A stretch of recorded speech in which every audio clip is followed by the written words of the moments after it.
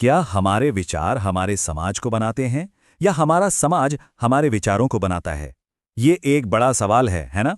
हम Karl Marx के एक बहुत ही दमदार आइडिया से शुरुआत कर रहे हैं जो इसी सवाल के बिल्कुल केंद्र में है।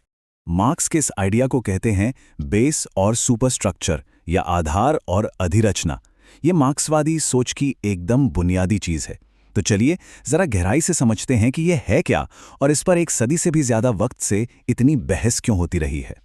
आज की हमारी चर्चा का रास्ता कुछ ऐसा रहेगा। पहले हम इस कोर थ्योरी को समझेंगे, फिर देखेंगे कि इसे लोगों ने कैसे कैसे समझा और आखिर में कुछ बड़े विचारकों और उनके काम पर नजर डालेंगे और कुछ बड़े सवालों के साथ इसे खत्म करेंगे। तो सबसे पहले बात करते हैं उस मेन आइडिया की जिसे मार्क्स ने अपनी किताब a contribution to the critique of political economy में सामने रखा था। मार्क्स ने एक बिल्डिंग का उदाहरण दिया। उन्होंने कहा कि समाज एक इमारत की तरह है।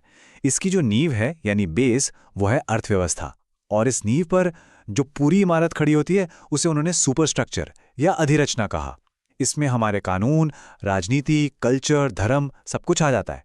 मतलब ये हुआ कि जैसी नींव होगी वैसी ही इमारत बनेगी। अब सवाल यह है कि मार्क्स इस नतीजे पर पहुंचे कैसे। असल में उन पर हेगल नाम के एक फिलोसोफर का बहुत असर था और उनके सोचने का तरीका था द्वंद्ववाद या डायलेक्टिक्स। इसका सीधा सा मतलब है कि हर चीज टकराव से आगे बढ़ती है। एक आइडिया होता है जिसे थीसिस कहते हैं, फिर उसके विरोध में एक दूसरा आइडिया आता है यानी एंटीथीसिस, और इन दोनों के टकराव से एक नया और बेहतर आइडिया जन्म लेता है जिसे सिंथेसिस कहते हैं। चलिए अब देखते हैं कि मार्क्स का ये इतना शानदार आइडिया आगे चलकर कैसे एक बड़ी बहस और कंफ्यूजन का कारण बन गया। मार्क्स ने अपनी किताब द पॉवर्टी ऑफ फिलॉसफी में एक बहुत मशहूर बात लिखी। इस लाइन का कुछ लोगों ने ये मतलब निकाला कि भाई सब कुछ तो टेक्नोलॉजी ही तय करती है, इंसान का तो कोई रोल ही नहीं है। इसी सोच को आर्थिक नियतिवाद या इकोनॉमिक डिटर्मिनिज्म कहा गया। मार्क्स के बाद कार्ल कौत्स्की और जॉर्जी प्लेखानोव जैसे विचारकों ने इस आइडिया को और भी सख्ती से पेश किया। उनका मानना था कि इतिहास तो एक तय रास्ते पर ही चलेगा, जैसे कोई मशीन हो। इंसान चाहे जो कर ले, क्रांतियां भी इस रास्ते को नहीं बदल सकती। तो इस नजरिए का निचोड़ ये है कि इतिहास कैसे आगे बढ़ेगा ये पहले से ही तय है, और इसे तय करने वाली ताकत है टेक्नोलॉजी और इकोनॉमी। इंसानी इच्छा की इसमें कोई जगह नहीं है। लेकिन जाहिर है हर कोई इस मशीन वाली सोच से सहमत नहीं था।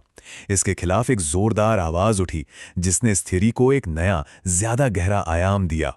मजे की बात यह है कि खुद मार्क्स के सबसे करीबी साथी फ्रेडरिक एंगल्स ने बाद में इस बात को साफ किया।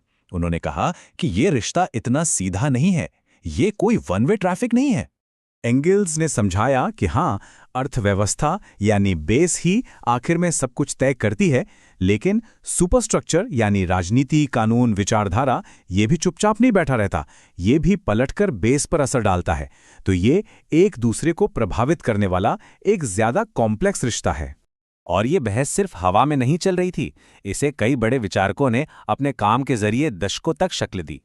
हम इस वैचारिक सफर को एक टाइमलाइन पर देख सकते हैं। 1840 से 80 के दशक में मार्क्स और एंगल्स ने इसकी नींव रखी। फिर 1900 के आसपास कौट्स्की और प्लेखानोव ने इसे एक सख्त नियतिवादी रूप दिया।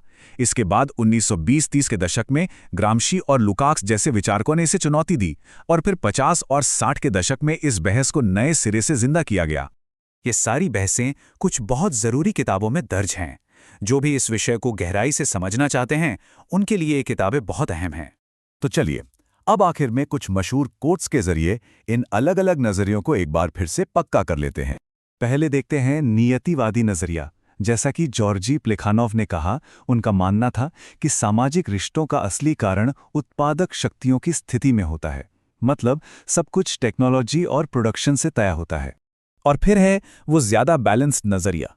जैसा कि एंगल्स ने समझाया, आर्थिक तत्व अंत में खुद को जरूरी साबित करता ही है।